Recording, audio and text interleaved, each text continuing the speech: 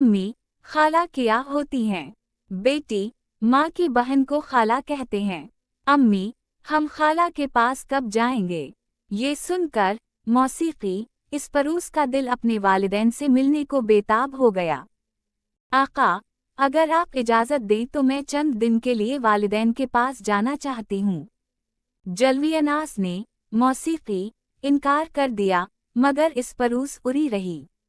आखिरकार उसने कहा, ठीक है, मगर पहले इस सुनहरी रेशम से एक लिबास तैयार करो। उसने एक चमकता हुआ धागा दिया। इस परूस ने दिन रात मेहनत की, मगर धागा खत्म न हुआ। तब उसे समझ आ गया कि ये जादुई धागा है। वो एक बूढ़ी जादूगरनी के पास गई। जादूगरनी ने एक जादुई चिराग दिया। जैसे ही चिराग आग में रखा गया, इसमें से एक नन्हा जादुई बोना निकला जो सुनहरी लिबास बनाता रहा। कुछ देर बाद सब गायब हो गया और सिर्फ लिबास रह गया। फिर लोहे के जूते दिए गए। दोबारा जादूगरनी की मदद से वो भी घुस गए। आखिरकार जलवियनास मान गया। इसने कहा, खाली हाथ जाना अच्छा नहीं, एक केक बना कर ले जाओ। बर्तन छुपा दिए गए, मगर जादूगरनी ने जादुई प्याला दिया। प्याले में आटा डालते ही नन्ही परियां नमूदार हुए और खूबसूरत केक बना दिया। आखिरकार जलवियनास ने इस परूस और बच्चियों को रुखसत किया और कहा, 3 दिन में वापस आ जाना। ये राज किसी को ना बताना, वरना मेरी मौत हो जाएगी। इस परूस घर पहुंची। सब खुश हुए, मगर बहनों ने साजिश की। इन्होंने बच्चियों से राज अगलवाया। सोनी ने सब बता दिया। समंदर में हलचल हुई। शहजादा बाहर आया, मगर बहनों ने जुल्म करके उसे मार दिया। समंदर सुर्ख हो गया। तीसरे दिन इस परूस ने पुकारा, मगर झाग सुर्ख थी। जलवियनास की आवाज आई, मुझे तुम्हारी बहनों ने मार दिया। इस परूस ने बद्दुआएं दें। सोनी एक कमजोर दरख्त बन गई। इंशा एक मजबूत फलदार दरख्त बन गई। और इस परूस एक घना दरख्त बनकर इंशा को अपनी आगोश में ले लिया, बिल्कुल माँ की तरह। वक्त गुजरता गया। जंगल के लोग कहते थे कि जब भी हवा तेज चलती, तो 3 दरख्तों के दरमियान एक अजीब सी सरगोशी सुनाई देती। मजबूत फलदार दरख्त इंशा, इसके गर्द लिपटा हुआ घना दरख्त इस परूस, और कुछ फासले पर खड़ा कमजोर, कांपता हुआ दरख्त सोनी, जो जरा सी हुआ से भी हलने लगता था। कहा जाता था कि जब रात के वक्त चांदनी समंदर की लहरों पर बिखरती, तो इस परूस का दरख्त हल्की हल्की ससकियों के साथ सरसराने लगता, जैसे वो अब भी अपने महबूब जलवियनास को पुकार रही हो।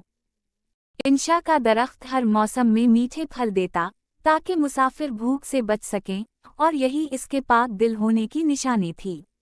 मगर सोनी का दरख्त, वो हमेशा कमजोर, बेरंग और खौफजदा रहता।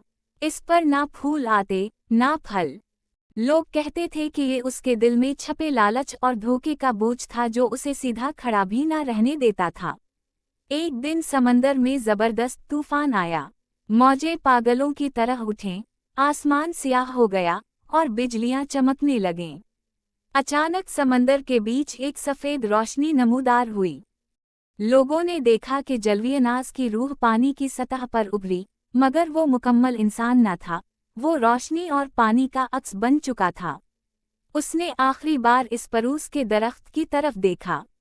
हवा चलने लगी, दरख्त जोर जोर से हलने लगा, और उसके पत्ते समंदर की तरफ झुक गए, जैसे वो आज भी अपने शौहर से मिलना चाहती हो।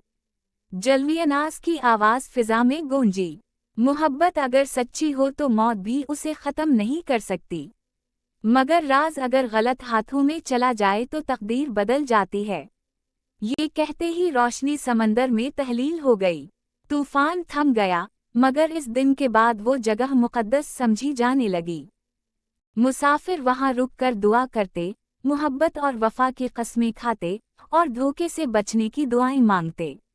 कहते हैं आज भी, अगर कोई बेवफा वहाँ जाए, तो सोने का कमज़ोर दरख्त तेज तेज कांपने लगता है। और अगर कोई सच्ची नीयत से मोहब्बत मान गए, तो इंशा का दरख्त मीठे फल खुद ज़मीन पर गिरा देता है। और इस परूस, वो आज भी माँ की तरह इंशा को अपनी आगोश में लिए खड़ी है। खामोश, मजबूत और मोहब्बत की सबसे बड़ी मिसाल बनकर। बरसों गुजर गए, जंगल बदलता रहा, नस्लें आती रहीं, मगर वो 3 दरख्त अपनी जगह कायम रहे। लोग अब इन दरख्तों को नामों से नहीं, बल्कि निशानियों से पहचानते थे। एक को कहते थे माँ का दरख्त, जो हर तूफान में दूसरे दरख्त को अपनी आगोश में ले लेता। दूसरा था वफा का दरख्त, जो हर मौसम में फल देता, चाहे जमीन कितनी ही खुश्क क्यों ना हो। और तीसरा, पछतावे का दरख्त, जो हर वक्त कांपता रहता, जैसे उसका दिल अभी तक माफी मांग रहा हो।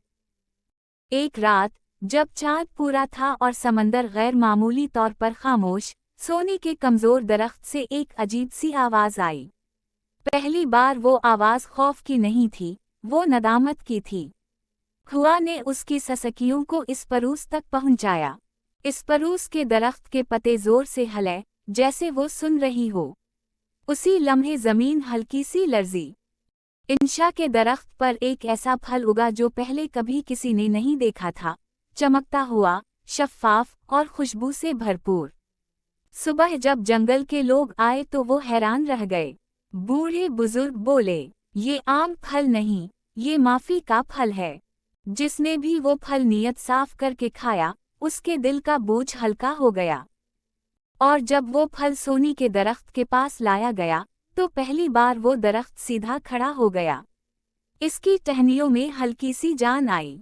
उसके पत्ते अब कांप नहीं रहे थे। उसी रात समंदर में फिर रोशनी उतरी। जलवियनास की रूह आखिरी बार नमूदार हुई, मगर अब इसके चेहरे पर दिख नहीं था। उसकी आवाज आई, माफी, अगर दिल से हो, तो सजा भी दुआ बन जाती है। रोशनियां फैल गईं, और जब रोशनी खत्म हुई तो तीनों दरख्तों की शक्ल बदल चुकी थी। इस परूस अब भी घना था, मगर उसके पत्ते नरम और चमकदार हो गए थे। इंशा पहले से ज्यादा सरसब्ज हो गई थी। और सोनी अब कमजोर नहीं रही थी। वो छोटा जरूर थी, मगर मजबूत जड़ों के साथ। लोग कहते हैं कि इस दिन के बाद इस जंगल में कभी कोई धोखा देकर खुश नहीं रह सका, और कभी कोई सच्ची मोहब्बत मांगकर खाली हाथ नहीं लूटा। और यूं ये कहानी सिर्फ एक अफसाना ना रही, बल्कि एक निशान बन गई। वीडियो पसंद आए तो चैनल को सब्सक्राइब करें, लाइक और शेयर जरूर करें